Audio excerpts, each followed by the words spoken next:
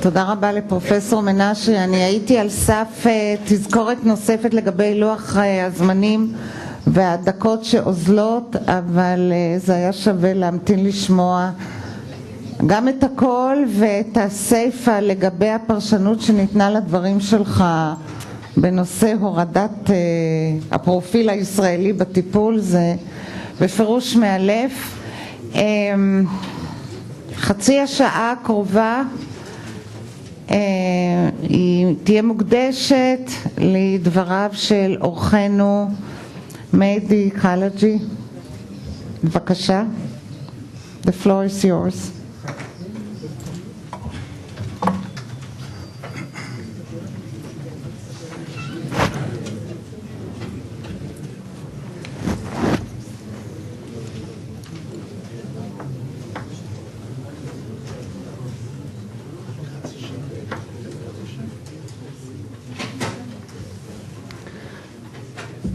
Good morning, ladies and gentlemen.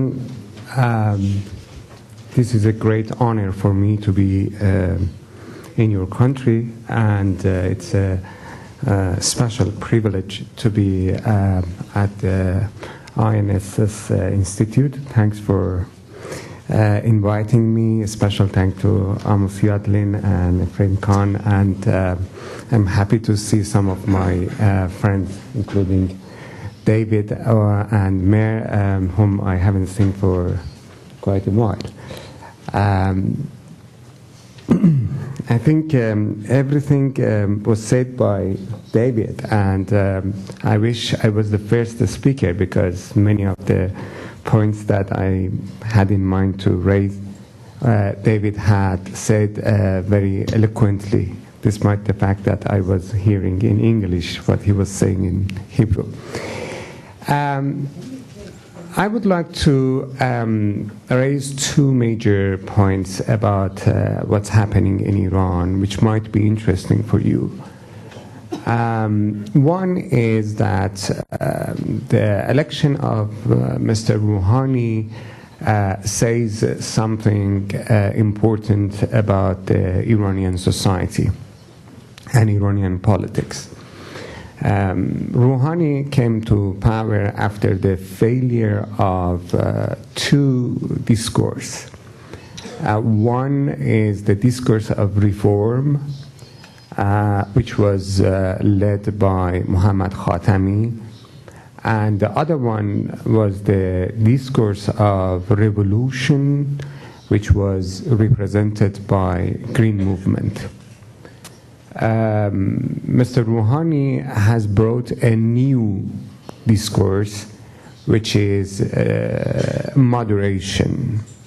Moderation, as I understand in his literature or in the political literature in today's Iran, means no reform, no revolution. Obviously, there is a big difference between revolution and reform, but in the context of Iran, both discourses in last 15 years had one thing in common. They both led to violence and failure. The reform movement led to the wide shutdown of newspapers, arrest of journalists, political activists, and the Green movement led to violence on the streets and arrest of hundreds of people, and also the leaders of Green movement were put under house arrest, who are still under house arrest nearly for 1,000 days. So both failed, both reform movement and Green movement, both failed in Iran, and people decided not to pursue the old path and go for a new path, which is the path of moderation. What moderation means, what are the main principles or components of the moderation discourse? One is the issue of security. Not only the Iranian government feels insecure with regard to the potential military attack by United States or Israel against against nuclear facilities, but also Iranian people are extremely concerned about any military confrontation between Iran and outside powers. Don't forget that Iranians, unlike most of Arabs, have gone through two major trauma in last 34 years. One was the trauma of 1979 revolution, and the second was the trauma of 8 years of Iran-Iraq war. And the young people who now vote to Rouhani, they are the children of those parents who either participated in the revolution or have gone through a bitter experience of 8 years Iran-Iraq war. So violence has a very concrete sense in Iran, and they don't want the country to go through the same painful experience again. So the military confrontation is not only a red line for Ayatollah Khamenei and the major decision makers in Iran, but also the majority, overwhelming majority of Iranian population reject any policy or any decision which leads to, which exposes the country to a military offense. So Mr. Rouhani promised Iranians that by changing the diplomatic approach of Iran to various issues, including the nuclear issue, he would prevent military attack. He said in his presidential campaign that in 2003 there was a possibility of a military confrontation between Iran and United States after United States invaded Iraq, but because he was, at that time, he was the secretary of the Supreme Council for National Security, he has taken wise steps to prevent such attack to happen. So since he has done this before, he's able to do it again in such a crucial time now. And people believed him very well. Another issue which makes the discourse of moderation more intelligible. Do we have to leave this room because they are turning off the lights?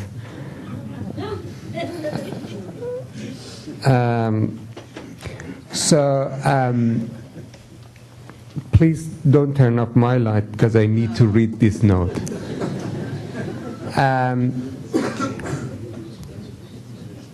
Which makes the second point, which makes the discourse of moderation intelligible, is the issue of economy. As previous speakers explained, the Iranian economy is suffering from three major problems. One is the sanctions, the second is mismanagement, and third is the institutionalized corruption. besides sanctions, which was a big ramification of Iran's nuclear policy in recent years, Mr. Ahmadinejad did not believe in scientific economy at all. So he kicked out all economic experts from the government, and he brought lay people to run the economy. And despite the fact that the country had a tremendous increase in its oil revenue in recent years, the misallocation of the money wasted most of them and made the government indebted to different banks, and the inflation rate went high and so on. Also, Mr. Ahmadinejad was the most, Mr. Ahmadinejad's cabinet was the most corrupted cabinet, not in the history of Islamic Republic, but I think in the history of Iran since Cyrus.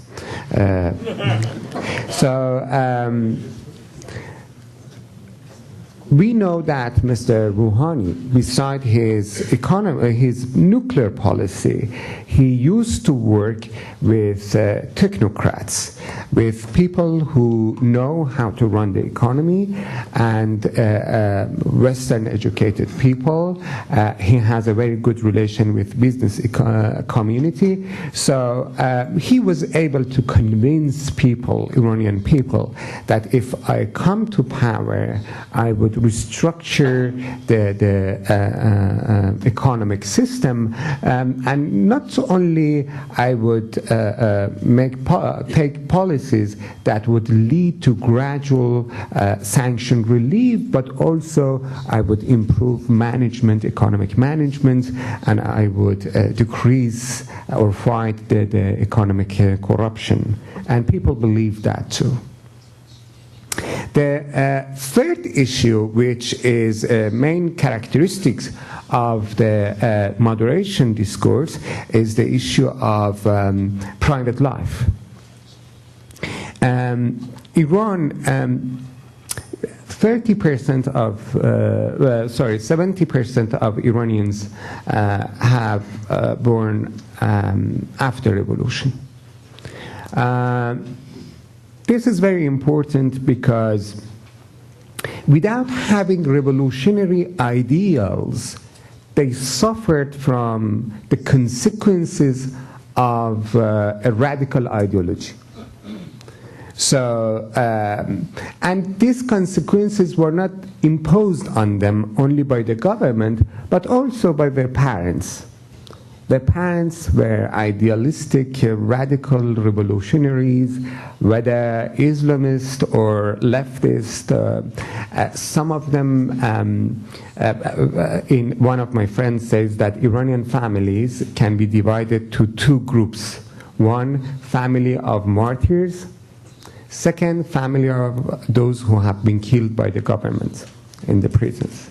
So both are victims of radical ideologies, whether those who fought for the government or those who fought against the government. So this 70% of Iranian population are extremely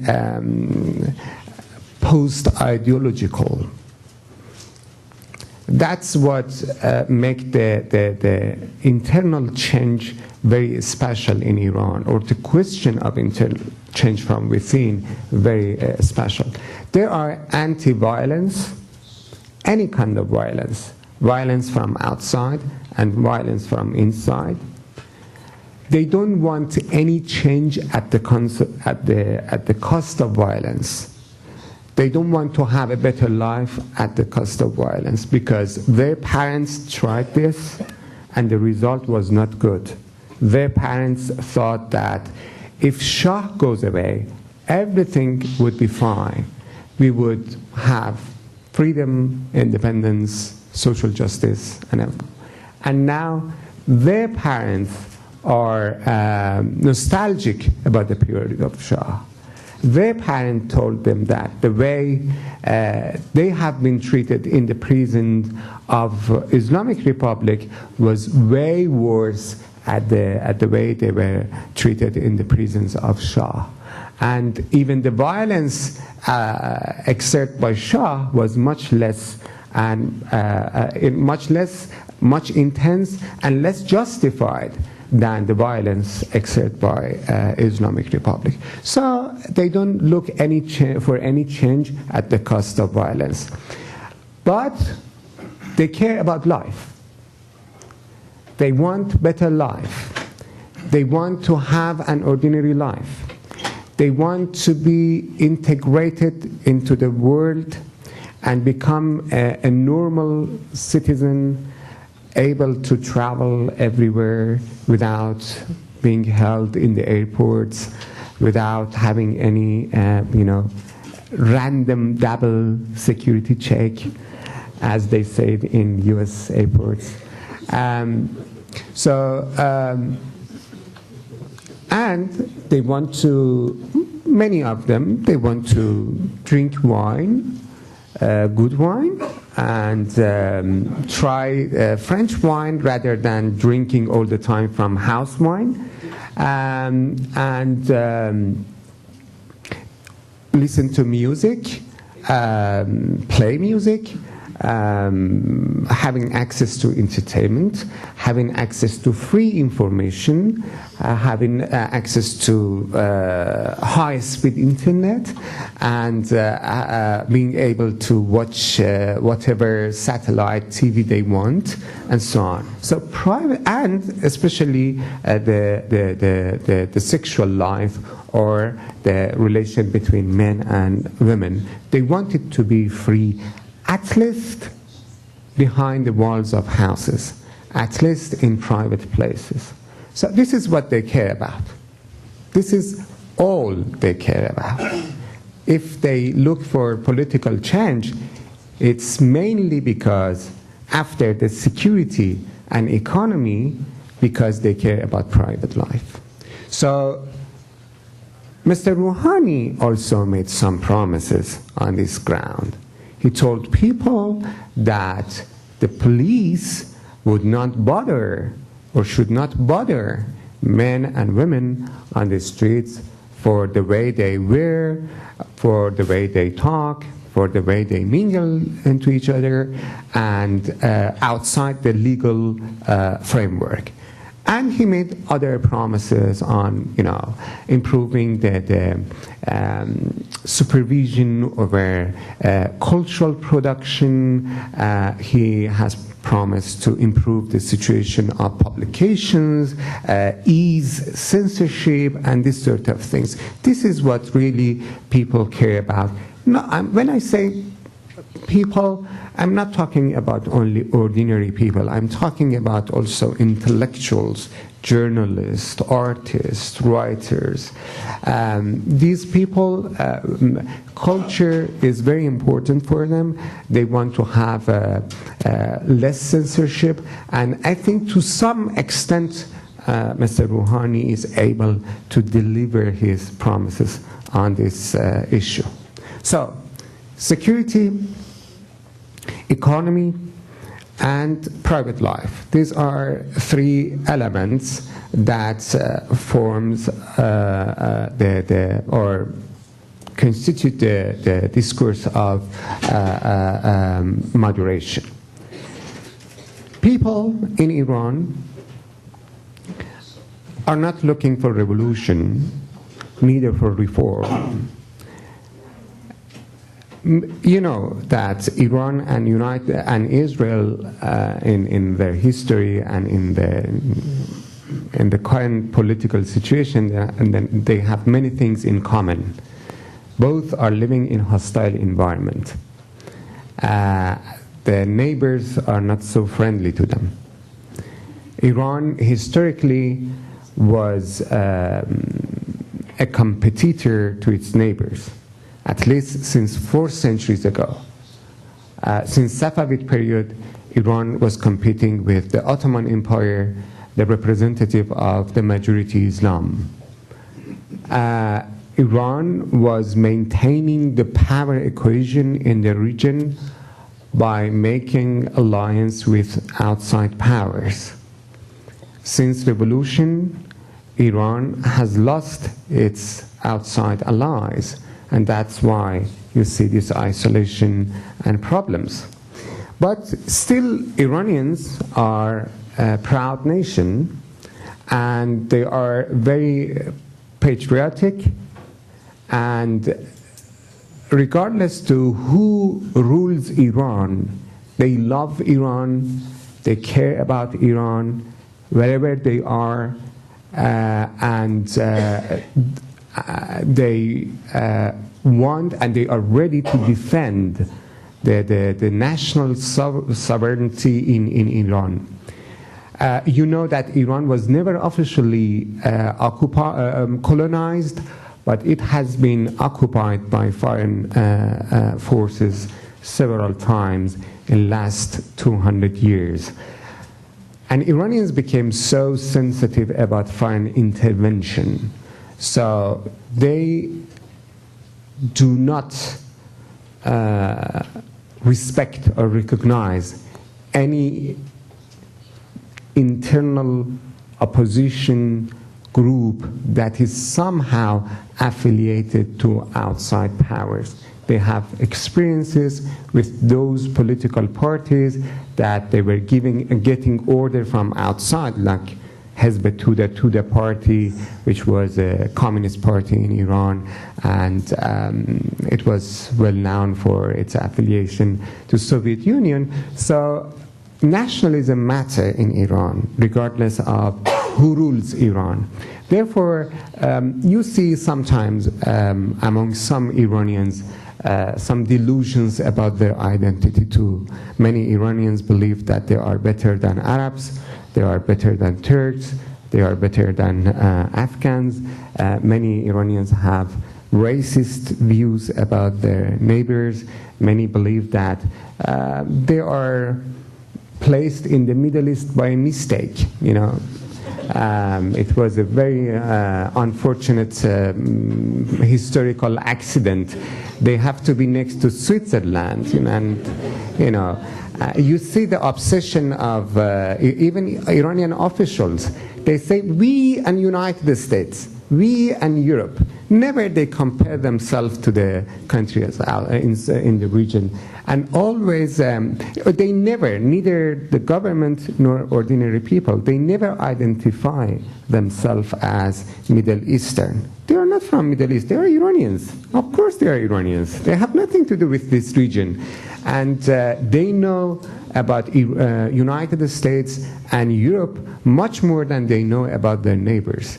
And in a poll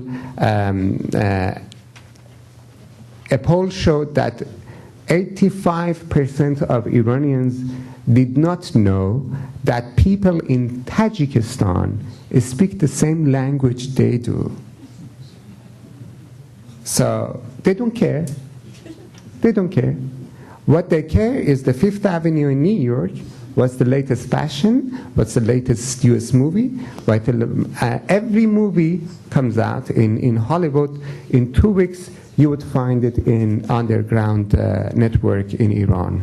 Just in front of Tehran University, in the center of Tehran, they sell it much cheaper than in the United States. Actually, they sell it for 50 cents. So, no royalties there. No royalties, right. So, this is how Iranians think for now. This is how this generation looks at the world. They want normal life, they don't want violence, and they can live with Islamic Republic for a long time, provided that Islamic Republic give them security, normal economy, and respect their private life. If these three elements would be provided by Islamic Republic can last forever. The second point I would like to mention is that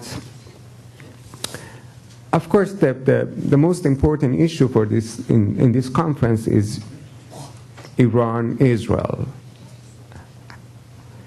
I actually, as someone who works in Washington and goes to different meetings and talks to different diplomats and reads Iranian newspapers, talk to Iranians all the time. I have, 20,000 people following me on Facebook. Most of them are from Iran. I think that public opinion matters in Iran. We cannot dismiss public opinion in Iran by saying that Iranian government is not democratic. Iranian government is not democratic by Western standard, that's true. There was never a free and fair election in Iran by Western standard, that's true. But it doesn't mean that society, civil society, and public opinion are not important. I give you an example. If you read Ayatollah Khomeini's book, if you read Before Revolution, if you read many clerics' books before revolution, the way they think about the utopian society, an ideal society, is exactly the same way Taliban was thinking in Afghanistan.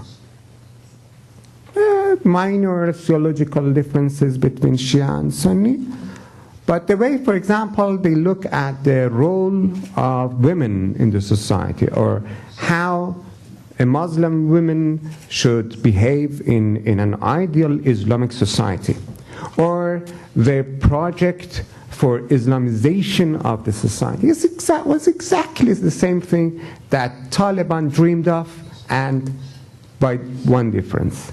Taliban succeeded to implement that dream in Afghanistan, at least for a short period of time.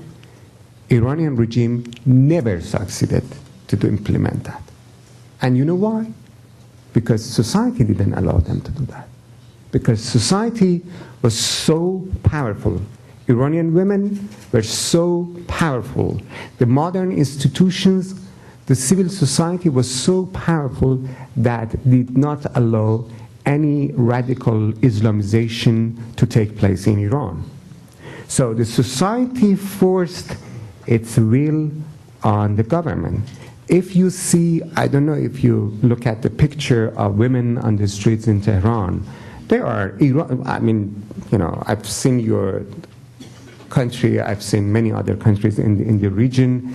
I can fairly say that the erotic capital of Middle East is Tehran,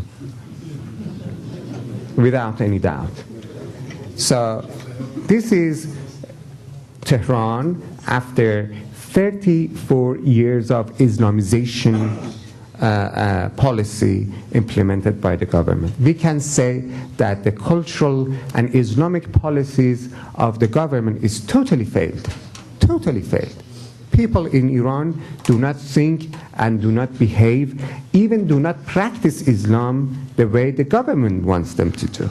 So, if you see this urge inside Iranian society to resume the relation with the United States or the West, it's because Iranian people want to.